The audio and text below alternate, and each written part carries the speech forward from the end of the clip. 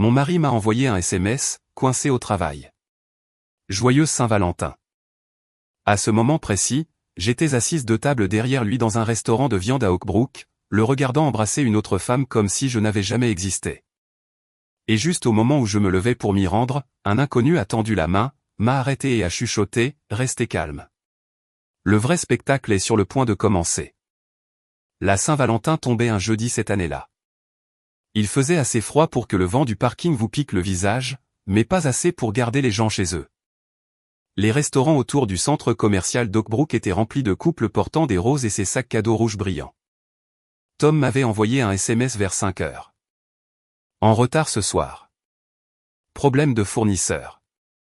Ne m'attends pas. Joyeuse Saint-Valentin. 18 ans de mariage. Et c'était le message. J'ai fixé l'écran pendant un long moment dans ma cuisine à Naperville, la maison silencieuse à l'exception du bourdonnement du réfrigérateur. La fille de Tom, Lassie, la fille que j'avais aidé à élever depuis qu'elle avait 9 ans, avait déménagé 2 ans plus tôt. La maison semblait plus grande depuis. Je n'étais pas surprise que Tom annule le dîner. Le travail était sa fausse excuse préférée dernièrement. Pourtant, quelque chose dans ce SMS me dérangeait. Peut-être était-ce la façon dont il avait ajouté Joyeuse Saint-Valentin comme après coup. Alors, au lieu de réchauffer un reste de soupe et de regarder la télévision, j'ai pris mon manteau et j'ai conduit jusqu'à Oakbrook. Il y a un restaurant de viande là-bas, Gibson S, le genre d'endroit où les gens vont pour des anniversaires, des affaires ou des excuses qui coûtent au moins $200. Le parking était presque plein. À l'intérieur, le restaurant sentait le beurre de steak grillé et le parfum cher. Un éclairage tamisé, du bois sombre, du jazz doux flottant dans la pièce. Les couples se penchaient l'un vers l'autre par-dessus les tables éclairées à la bougie. J'ai dit à l'hôtesse que j'étais seul. Elle m'a fait un petit sourire compatissant et m'a assise près du fond, près du bar. Au début, je ne l'ai même pas remarqué. J'étudiais le menu quand j'ai entendu un rire à travers la pièce. Tom avait un rire très spécifique, court, presque comme une toux. J'ai levé les yeux vers 2 tables devant moi dans une cabine d'angle. Tom. Il se penchait vers une femme que je n'avais jamais vue auparavant. Elle avait un carré blond soigné et un manteau de laine rouge drapé sur la banquette à côté d'elle. La cinquantaine, peut-être. Une posture confiante, le genre de femme qui avait l'air à l'aise dans les endroits chers. Mon cerveau a essayé de trouver une explication. Peut-être une cliente, peut-être une collègue. Puis Tom a traversé la table et a touché sa main. Pas de façon désinvolte. De la façon dont un homme touche quelqu'un qu'il connaît déjà très bien. J'ai senti un froid glisser le long de ma colonne vertébrale. Le serveur est arrivé à ma table. Puis-je commencer par vous servir un verre? Juste de l'eau, ai-je dit. Je ne les regardais pas vraiment au début, pas directement, juste de rapides coups d'œil par-dessus le bord du menu. Tom s'est penché plus près. La femme a dit quelque chose qui l'a fait sourire. Puis elle a touché sa joue et ensuite ils se sont embrassés. Pas un baiser poli. Un baiser lent et familier. Pendant un instant, je n'ai pas pu bouger. Le bruit du restaurant s'est estompé. Les fourchettes contre les assiettes, les verres, le cliquetis des conversations autour de moi. Tout semblait lointain. 18 ans. 18 ans de paiement d'hypothèque, de voyage en voiture, de réunions scolaires, de conversations nocturnes sur la retraite, et le voilà en train d'embrasser quelqu'un d'autre le jour de la Saint-Valentin. J'ai repoussé ma chaise, les pieds ont grincé doucement contre le sol. Je ne pensais pas clairement. Je savais juste que je devais marcher jusque-là. Que je devais me tenir devant lui et voir son visage quand il réaliserait que j'avais tout vu. J'avais fait peut-être 2 pas vers leur table quand une main a attrapé mon poignet. Pas fort, juste assez fermement pour m'arrêter. Je me suis retourné, surprise.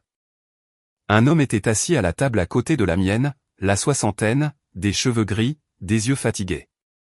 Il portait un pull bleu marine et avait un verre de bourbon à moitié terminé devant lui. Il a fait un signe de tête vers la cabine de Tom. « Restez calme », a-t-il dit doucement.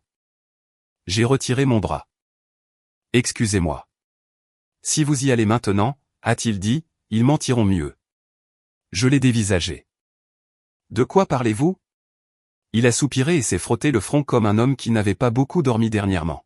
« Parce que ça, a-t-il dit en hochant la tête vers la cabine à nouveau, c'est ma femme. J'ai cligné des yeux. Quoi? La femme au manteau rouge, a-t-il dit. Marianne. Pendant une seconde, j'ai cru qu'il plaisantait ou qu'il était confus. Puis il a tendu la main. Greg Holloway, a-t-il dit. Downers Grove. Je l'ai serré machinalement. Dana Mercer. Greg a regardé de nouveau vers la cabine. Tom et Marianne parlaient de nouveau, penchés l'un vers l'autre comme deux personnes dans leur propre monde privé. Je suis assis ici depuis environ 20 minutes, a dit Greg. Je me suis dit que ce soir, je verrais enfin si mes soupçons étaient fondés. Et je suppose, a-t-il ajouté avec un petit sourire fatigué, que nous avons tous les deux eu notre réponse. Je me suis laissé retomber lentement dans ma chaise. Mes jambes étaient faibles. Greg les a observées attentivement. Ne faites pas de scène, a-t-il dit. Pas encore. Je n'avais pas l'intention de lui jeter un verre à la figure, ai-je marmonné. Bien, a dit Greg. Parce que cela leur faciliterait en fait la tâche. J'ai froncé les sourcils. Que voulez-vous dire? Au lieu de répondre, Greg a pointé subtilement vers leur table. Regardez. Tom a plongé la main dans la poche intérieure de sa veste. Il a sorti une enveloppe. Pas une petite, une épaisse enveloppe de la taille d'une lettre. Il l'a fait glisser sur la table. Marianne l'a prise, l'a ouverte juste un peu, puis a hoché la tête. Un instant plus tard, elle a fouillé dans son sac à main et a sorti un dossier. Elle l'a tendu à Tom. Ils ont parlé doucement. Tom a jeté un rapide coup d'œil autour de la pièce. Puis il a glissé le dossier dans sa veste. Mon estomac s'est noué. Cela ne ressemblait pas à un flirt. Cela ressemblait à des affaires. Greg s'est penché plus près pour que personne d'autre ne puisse entendre. Je la suis depuis une semaine, a-t-il dit. Vous avez engagé un détective privé? Ai-je demandé. Il a hoché la tête. J'ai découvert qu'elle rencontrait quelqu'un. Le même gars, des endroits différents. J'ai regardé vers Tom à nouveau. Vers l'homme qui m'avait envoyé un SMS disant Joyeux Saint-Valentin 2 heures plus tôt. Quel genre d'endroit, ai-je demandé doucement. Greg a hésité. Puis il a dit, des cabinets d'avocats. Les mots ont atterri comme une pierre dans ma poitrine. Pendant un moment, aucun de nous n'a parlé. À l'autre bout de la pièce, Tom a fait signe au serveur pour l'addition. Marianne a de nouveau touché sa main. Un autre baiser rapide. Greg a expiré lentement. Puis il a dit quelque chose qui a fait picoter la nuque. Si j'ai raison, a-t-il murmuré. Votre mari ne fait pas que vous tromper. Je me suis tourné vers lui. Que voulez-vous dire? Greg m'a regardé droit dans les yeux et, d'une voix calme, presque d'excuse, il a dit qu'il préparait quelque chose. Il a regardé en arrière vers Tom et Marianne alors qu'ils se levaient de la cabine. Puis il a ajouté doucement. Et quoi que ce soit, cela vous implique.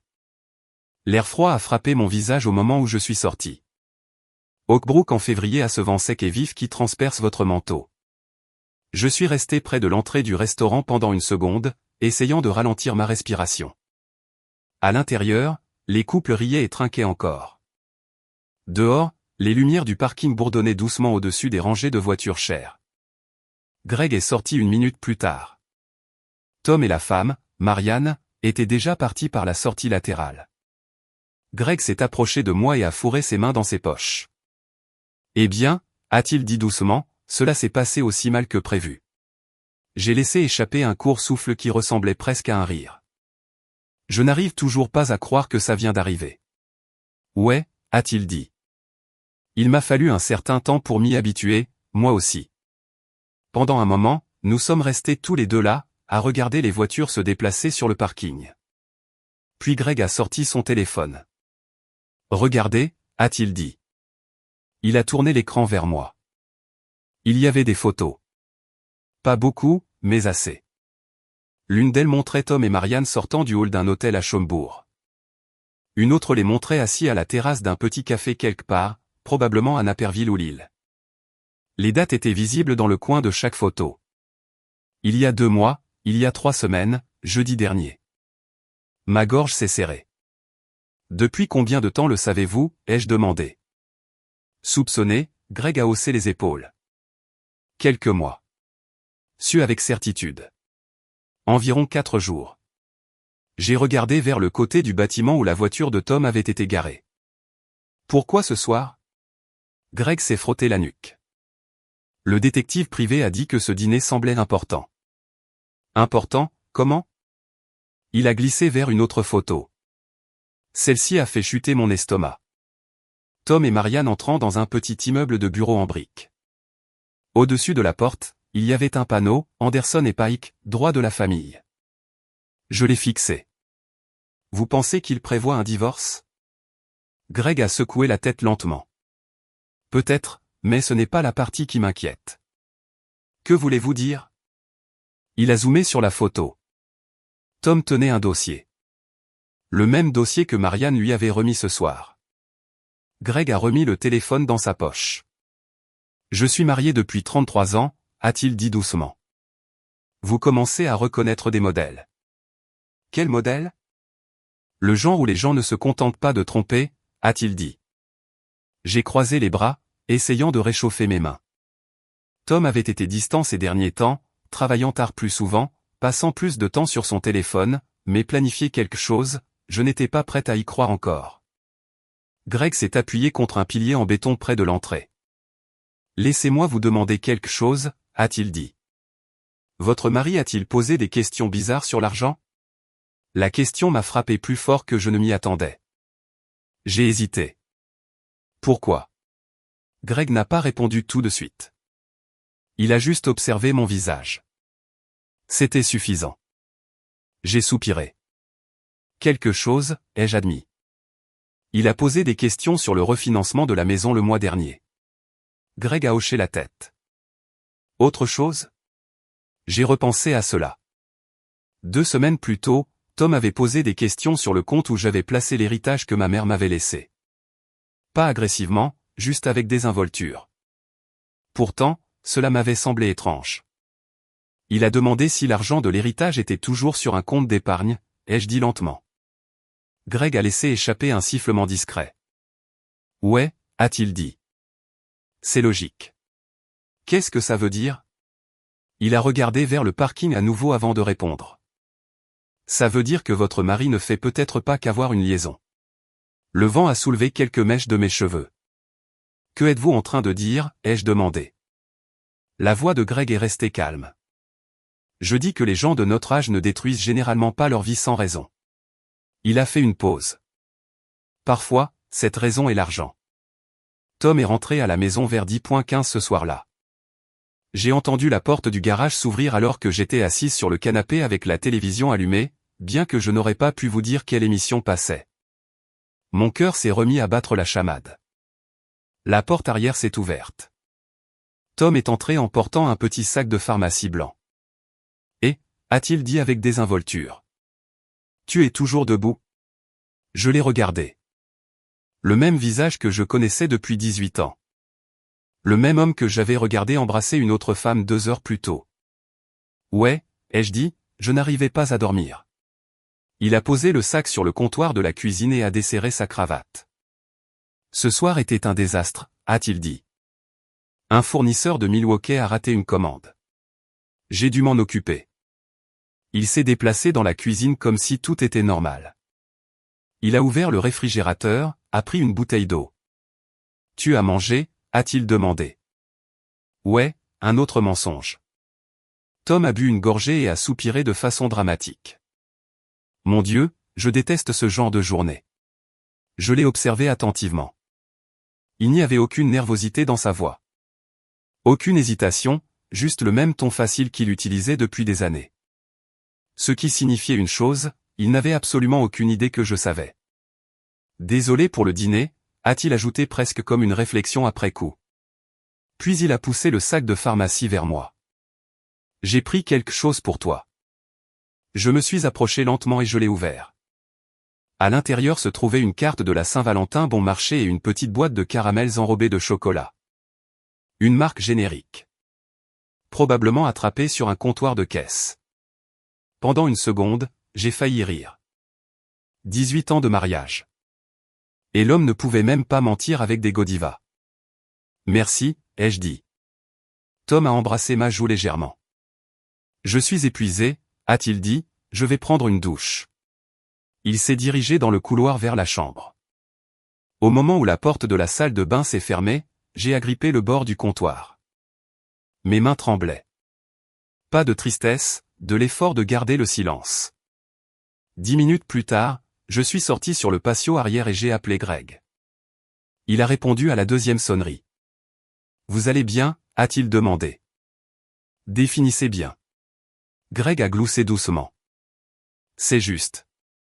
Nous sommes restés tous les deux silencieux un moment. Puis j'ai dit, il est rentré comme si de rien n'était. C'est généralement comme ça que ça marche. Je me suis appuyé contre la rambarde. Greg, qu'est-ce que vous pensez exactement qu'il prévoit? Il a hésité. Puis il a dit, je pense que votre mari prépare une sortie très propre. Propre comment? Assez propre pour que tout le monde pense que le divorce est de votre faute. Mon estomac s'est noué. Qu'est-ce qui vous fait penser ça? Greg a expiré lentement. Parce que j'ai déjà vu quelque chose comme ça. Où? Avec mon frère, a-t-il dit. Sa femme a convaincu tout le monde qu'il était instable avant de le quitter. Je me suis frotté le front. Tom avait récemment mentionné à Lassie que je semblais distraite. À l'époque, j'avais pensé qu'il plaisantait. Maintenant, je n'en étais plus si sûr. La voix de Greg m'a ramené. Il y a encore une chose, a-t-il dit. Quoi? J'ai demandé au détective d'extraire les enregistrements de courriels liés au compte professionnel de Marianne, et Greg a baissé la voix. Ce qu'il a trouvé n'était pas génial. Mon pouls a bondi. Qu'est-ce que ça disait? Greg a fait une pause. Puis il a lu une ligne lentement. Dana est soumise à beaucoup de stress dernièrement. Elle oublie parfois des choses. Je crains qu'elle n'ait bientôt besoin d'aide pour gérer les finances. Les mots ont glissé comme de la glace dans ma poitrine. Ce n'était pas seulement une tromperie. C'était une histoire qui se construisait. Une histoire où j'avais l'air instable. J'ai regardé dans le jardin sombre. Finalement, j'ai dit doucement. Donc, il ne prévoit pas seulement de me quitter. Greg n'a pas répondu tout de suite. Puis il a prononcé la phrase qui a rendu tout soudainement clair. Non, a-t-il dit. Je pense qu'il prévoit de prendre votre argent, aussi. Je n'ai pas beaucoup dormi cette nuit-là. Tom s'est endormi presque immédiatement après sa douche, ronflant doucement à côté de moi comme si rien au monde n'avait changé. Je suis resté là, fixant le plafond, écoutant le tic-tac régulier de la vieille horloge murale dans le couloir. Tic, tic, tic. Chaque minute semblait plus forte. Vers 6:00 du matin, j'ai complètement renoncé à dormir. Tom s'est levé vers 7 heures, s'est rasé, s'est habillé et a pris un café rapide. Longue journée aujourd'hui, a-t-il dit en boutonnant sa chemise, réunion à Aurora. J'ai hoché la tête. Conduis prudemment. Il a embrassé mon front comme il l'avait fait 1000 fois auparavant. Puis il est parti. La porte du garage a grondé en se fermant. Et au moment où sa voiture a quitté l'allée, quelque chose dans ma poitrine a changé. Pas du calme exactement, mais de la clarté. Je suis allé directement dans le petit bureau à domicile que Tom et moi partagions. La pièce sentait légèrement l'encre d'imprimante et la poussière. La lumière du soleil passait à travers les stores en fines rayures sur le bureau. Pendant des années, j'avais géré la plupart des documents administratifs du foyer, les impôts, les factures, les assurances. Tom détestait ce genre de choses. Il disait que les chiffres lui donnaient mal à la tête, ce qui signifiait que s'il planifiait quelque chose de financier, il supposait probablement que je ne le remarquerais qu'une fois qu'il serait trop tard. J'ai ouvert le classeur. Mes mains tremblaient légèrement alors que je sortais les dossiers d'impôts. Je me suis senti ridicule au début, comme si je fouinais dans ma propre maison, mais la voix de Greg continuait de repasser dans ma tête. Il prépare quelque chose. J'ai commencé par les choses évidentes. Relevé bancaire, carte de crédit, dossiers hypothécaires. Au début, tout semblait normal. Puis j'ai trouvé la première faille. Une carte de crédit que je ne reconnaissais pas. La même banque que notre carte commune, mais un numéro de compte différent. J'ai sorti le relevé, des frais d'hôtel, des notes de restaurant, une bijouterie à Oakbrook. Les dates remontaient à presque 3 mois. Je me suis assise lentement dans la chaise de bureau. 3 mois. J'ai continué à creuser. Plus de relevés. Des frais de consultation pour quelque chose appelé Anderson et Pike droit de la famille. Le même bureau que Greg m'avait montré sur la photo. Ma poitrine s'est serrée. J'ai feuilleté un autre dossier. À l'intérieur se trouvait un document imprimé qui m'a fait chuter l'estomac. C'était une ébauche de résumé financier. Des documents de planification de divorce. Mon nom en haut, le nom de Tom en dessous, et une ligne qui a sauté aux yeux immédiatement. Relocalisation prévue du conjoint dans les 60 à 90 jours. Relocalisation du conjoint, c'est-à-dire moi. Je me suis adossé à la chaise. Pendant un moment, la pièce a semblé trop calme, trop immobile. Puis un autre souvenir a refait surface. 2 semaines plus tôt, Tom m'avait demandé quelque chose pendant que nous nettoyions après le dîner. Est-ce que l'argent de l'héritage est toujours sur ce compte d'épargne, avait-il dit avec désinvolture. Ma mère était décédée 3 ans plus tôt. L'argent qu'elle m'avait laissé n'était pas énorme, mais ce n'était pas rien non plus, assez pour avoir de l'importance. Techniquement, c'était à moi seul. Un bien propre, à moins qu'il ne soit mélangé à des comptes conjugaux. À moins que quelqu'un ne me convainque de le déplacer. Soudain, les pièces ont commencé à s'assembler. Tom ne s'était pas contenté de tromper. Il avait positionné les choses lentement, soigneusement. Ainsi, quand il partirait, il pourrait emporter plus de la moitié. Je suis resté assise là pendant un long moment à fixer ce document. La colère est venue en premier, chaude et vive. Puis quelque chose de plus stable l'a remplacé. La concentration. J'ai sorti mon téléphone et j'ai cherché à nouveau le nom sur le cabinet d'avocats. Anderson et Pike. Mais ce n'était pas le numéro dont j'avais besoin. Au lieu de cela, j'ai appelé quelqu'un dont Greg avait parlé la veille. Aileen Vargas, avocate spécialisée en divorce. Où est-on ?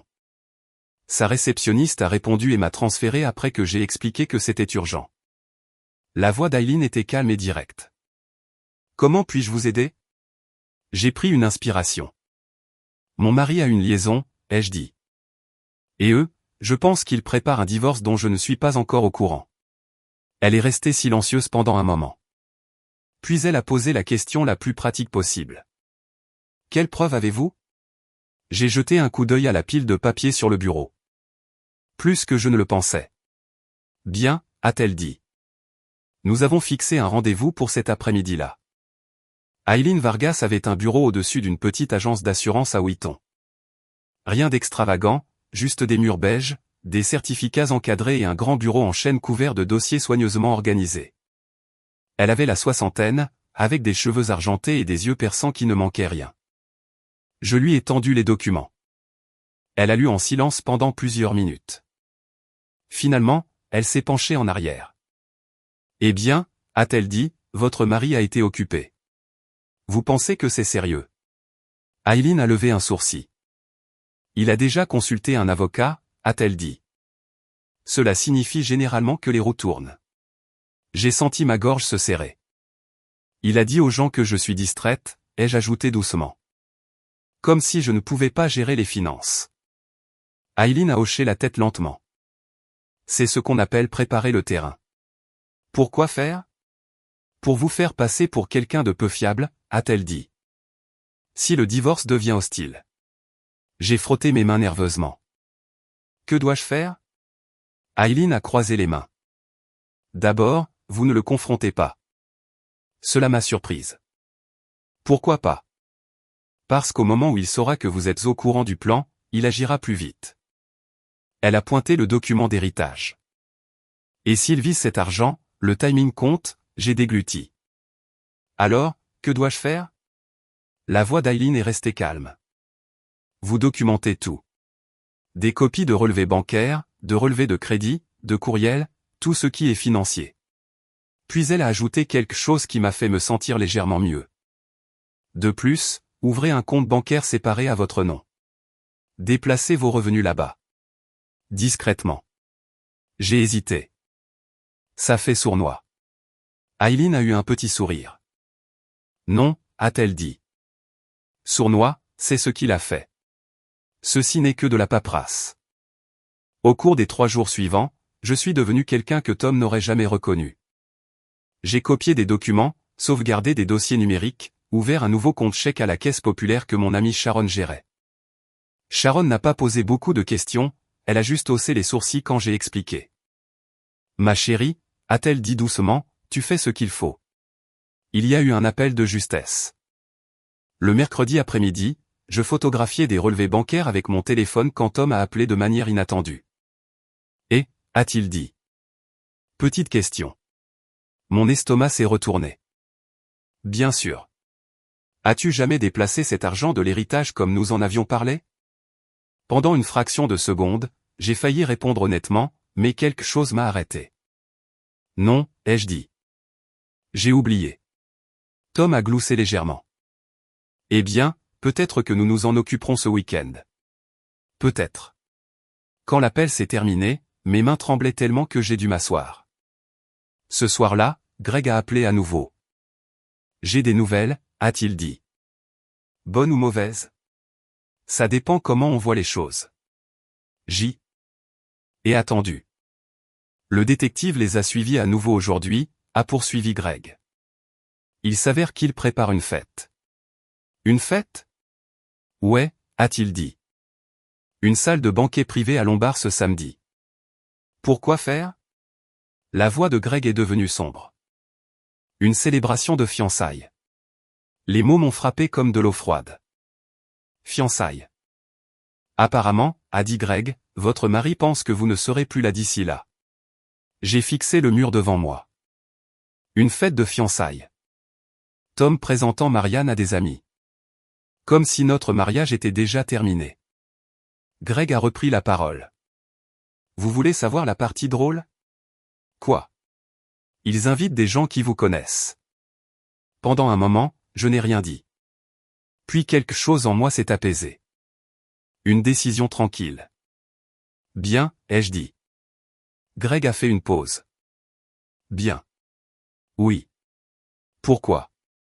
J'ai baissé les yeux sur la pile de preuves sur ma table de cuisine. Puis j'ai dit calmement. Parce que c'est exactement là que nous allons finir ça. Le samedi soir, la neige avait recommencé à tomber. Pas une tempête, juste cette chute de neige lente et régulière du Midwest qui donne aux rues un aspect calme et presque paisible.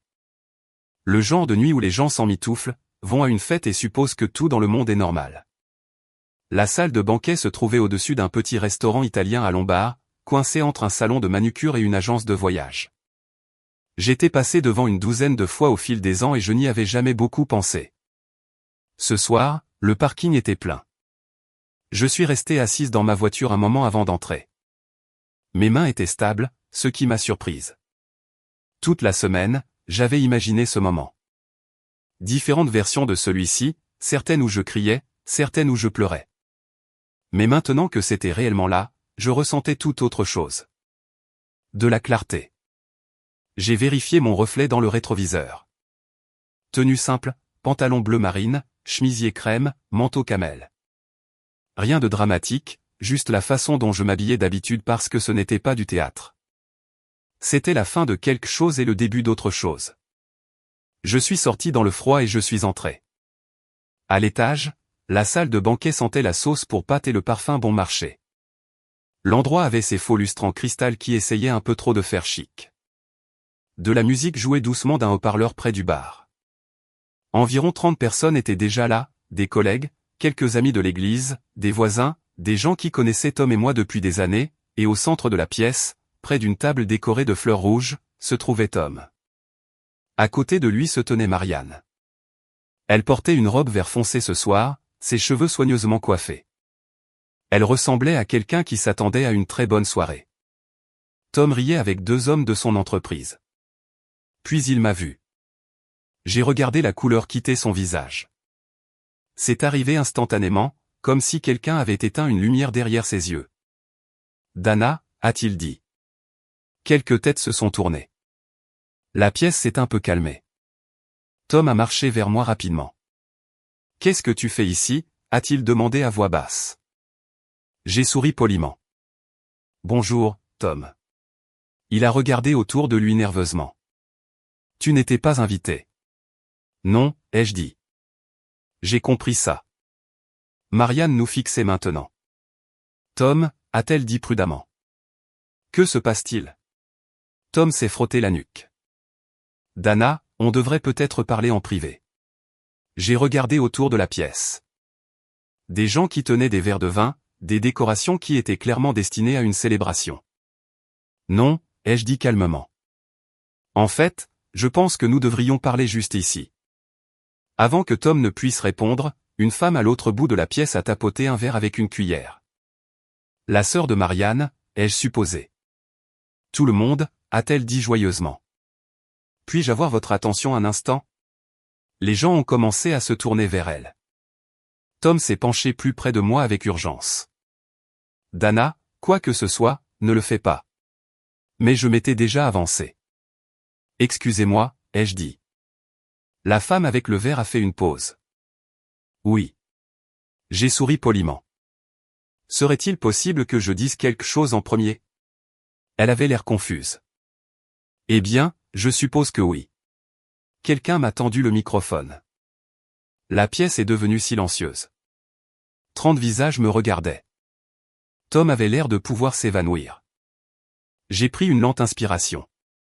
Bonsoir, ai-je dit. Je m'appelle Dana Mercer. Un murmure a parcouru la pièce. Certaines personnes reconnaissaient clairement le nom. Je suis la femme de Tom, ai-je continué. Le mot femme est resté suspendu en l'air comme une assiette tombée. Tom s'est avancé. Dana, arrête. Mais j'ai continué. Plus tôt cette semaine, mon mari m'a envoyé un SMS, ai-je dit. J'ai sorti mon téléphone de mon sac à main. Il disait, coincé au travail. Joyeux Saint-Valentin. Quelques personnes ont échangé des regards. Je l'ai cru, ai-je dit, jusqu'à ce que j'entre dans un restaurant à Oakbrook et que je le vois embrasser une autre femme. Maintenant, la pièce était complètement silencieuse. Tom ressemblait à un homme qui venait d'être poussé d'une falaise. Cette femme, ai-je dit doucement, se tient juste ici ce soir. Je me suis tourné vers Marianne. Elle avait l'air stupéfaite. Tom m'a dit que son mariage était déjà terminé, a-t-elle dit rapidement. J'en suis sûr, ai-je répondu. Puis j'ai posé un dossier sur la table à côté de moi. Et s'il ne s'agissait que d'une liaison, ai-je dit, j'aurais géré cela en privé. J'ai ouvert le dossier, mais ce n'est pas le cas. J'ai brandi une feuille de papier, un relevé de carte de crédit montrant des frais d'hôtel, un autre papier. Une consultation avec un avocat spécialisé en divorce, puis un autre, et une ébauche financière supposant que je déménagerais de ma propre maison. Des halètements se sont répandus dans la pièce. Tom a essayé d'attraper le microphone. Dana, c'est ridicule. Attendez, ai-je dit calmement. Il y a encore une chose. Au fond de la pièce, Greg s'est levé. Il était resté appuyé tranquillement contre le mur près du bar. Bonjour, a-t-il dit. Je m'appelle Greg Holloway. Il a fait un signe de tête vers Marianne, et je suis toujours marié avec elle. Cela a provoqué une réaction plus forte. Quelqu'un a chuchoté, oh mon Dieu. Marianne s'est tournée vers Tom. Tu m'as dit que vous étiez séparés. Tom avait l'air pris au piège. Marianne, fut tout ce qu'il put dire, mais elle s'était déjà éloignée de lui. J'ai placé une dernière enveloppe sur la table. Ceci, ai-je dit à Tom, est une copie de tout ce que j'ai collecté. Des relevés bancaires, des courriels, des notes légales. J'ai également envoyé les mêmes documents à mon avocate. La voix de Tom s'est brisée. Tu m'humilies. Je l'ai regardé pendant un long moment. Non, ai-je dit doucement. Tu as fait ça tout seul. Du système de haut-parleurs près du bar, la musique a soudainement commencé à jouer. Le DJ, qui n'avait visiblement aucune idée de ce qui venait de se passer, avait accidentellement lancé la mauvaise piste. Let's Stay Together d'Al Green a dérivé dans la pièce. Pendant un moment, personne n'a bougé. Puis quelqu'un s'est précipité pour l'éteindre. Quelques personnes ont commencé à se disputer. Le patron de Tom se tenait de l'autre côté de la pièce, les bras croisés, l'air furieux. La sœur de Marianne exigeait des explications. Marianne elle-même regardait Tom comme si elle ne l'avait jamais vu auparavant. La pièce s'était transformée en chaos. Je me suis éloigné du microphone et j'ai marché vers la porte. Personne n'a essayé de m'arrêter. Au moment où j'ai atteint le parking, la neige avait recommencé à tomber. Je suis resté là un moment dans le silence. Puis j'ai pris une profonde inspiration. Pour la première fois de toute la semaine, je me suis senti calme. Le premier message de Tom est arrivé le lendemain matin. Je ne l'ai pas lu tout de suite. J'étais assise à ma table de cuisine à Naperville avec une tasse de thé, regardant la neige fondre lentement de la clôture de l'arrière-cour. La maison était silencieuse d'une manière qu'elle n'avait pas été depuis longtemps. Pas vide, juste paisible. Mon téléphone a bourdonné à nouveau, puis à nouveau. Finalement, je l'ai pris. Tom, Dana, s'il te plaît, appelle-moi. 1 minute plus tard, ça a pris des proportions incontrôlables. Puis un autre, nous devons parler. J'ai reposé le téléphone sans répondre. 18 ans de mariage vous apprennent quelque chose d'important. Vous apprenez la différence entre une conversation et une excuse. Tom n'est pas rentré à la maison cette nuit-là. Ni la suivante. Lundi, il a envoyé un autre message. Je reste dans un endroit à Elmhurst pour un moment. J'ai imaginé le genre d'appartement dont il parlait. Des meubles temporaires, des murs neutres, des boîtes de plats à emporter sur le comptoir. Pas la vie qu'il s'était imaginé le samedi soir. Apparemment, Marianne n'était pas restée avec lui non plus. Greg m'a appelé dimanche après-midi. Eh bien, a-t-il dit, cette relation n'a pas survécu au week-end. Que s'est-il passé? Greg a gloussé doucement. Il s'avère que Tom n'a pas été exactement honnête à propos de ses finances. Quelle surprise. Ouais, a dit Greg. Marianne pensait qu'il avait beaucoup plus d'argent disponible. Je me suis adossé à ma chaise. Et quand elle a réalisé que ce n'était pas le cas, elle a réalisé qu'elle avait fait exploser son mariage pour un homme avec un appartement loué. Nous sommes tous les deux devenus silencieux un moment. Ce n'était pas drôle exactement, mais il y avait une certaine ironie sinistre là-dedans. La conversation la plus difficile a eu lieu 2 semaines plus tard. Lassie s'est présentée à ma porte un dimanche après-midi. Elle se tenait sur le porche dans un manteau gris, les bras croisés fermement sur sa poitrine. Pendant un moment, aucune de nous n'a parlé. Puis elle a dit, « Pourquoi as-tu fait ça ?» Sa voix n'était pas en colère exactement, plutôt confuse. « Ma chérie, ai-je dit doucement. Viens à l'intérieur. » Elle est entrée dans la cuisine et s'est assise à la table. « Je suis sérieuse, a-t-elle dit. Pourquoi as-tu embarrassé papa comme ça devant tout le monde ?» La question a piqué. Pas parce qu'elle était injuste, mais parce qu'elle était prévisible. Je me suis assise en face d'elle. « Ton père ne t'a pas dit ce qui s'est passé. » Elle a dit, que tu as explosé à une fête. Que tu as été soumise à beaucoup de stress. C'était là. L'histoire que Tom avait construite. Je me suis levé et j'ai marché vers le bureau. Quand je suis revenu, j'ai posé une petite pile de papier sur la table. « Qu'est-ce que c'est ?» a demandé Lassie. « Regarde, c'est tout. » Elle a commencé à les feuilleter. Les relevés de cartes de crédit, les reçus d'hôtel, les courriels, l'ébauche de planification financière. La pièce est restée silencieuse pendant qu'elle lisait. À un moment donné, ses sourcils se sont froncés. Puis elle s'est tournée vers le courriel que Greg m'avait montré, celui où Tom écrivait que j'avais été distraite. Que je pourrais avoir besoin d'aide pour gérer l'argent. Lassie s'est adossée lentement. Il m'a dit que tu avais des difficultés, a-t-elle dit doucement. Je sais. Elle a de nouveau baissé les yeux sur les papiers. Pendant un long moment, elle n'a rien dit. Finalement, elle a levé les yeux. Je pensais que tu faisais juste du drame.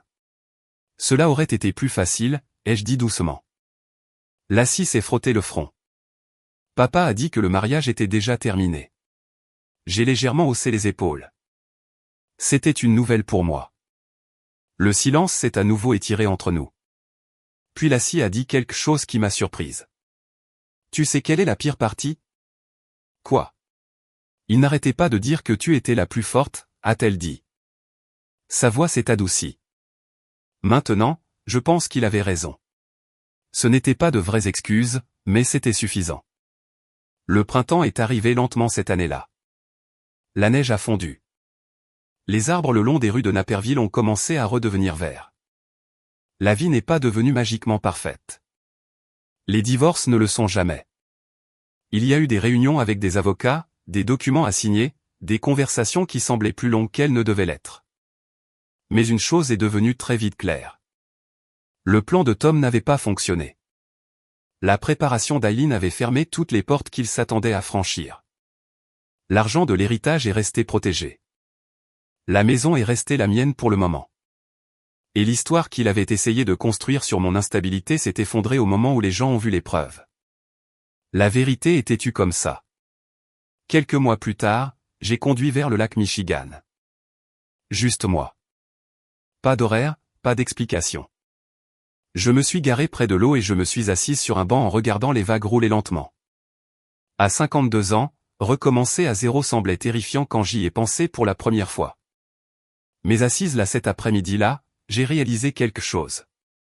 La peur concernait surtout la perte d'une vie que je croyais sûre. Une fois cette illusion disparue, les choses semblaient différentes, plus calmes, plus simples, plus honnêtes. Tom pensait que la chose la plus cruelle qu'il pouvait faire était de me remplacer sans prévenir. Mais la vérité est que la chose la plus cruelle aurait été de le laisser réussir. Si vous avez déjà eu à vous accrocher à votre dignité pendant que votre cœur se brisait, alors vous comprenez probablement exactement ce que cela fait. Et si cette histoire a signifié quelque chose pour vous, merci de l'avoir écoutée. N'hésitez pas à partager vos réflexions ou vos expériences. Vous n'êtes pas seul dans ce cas.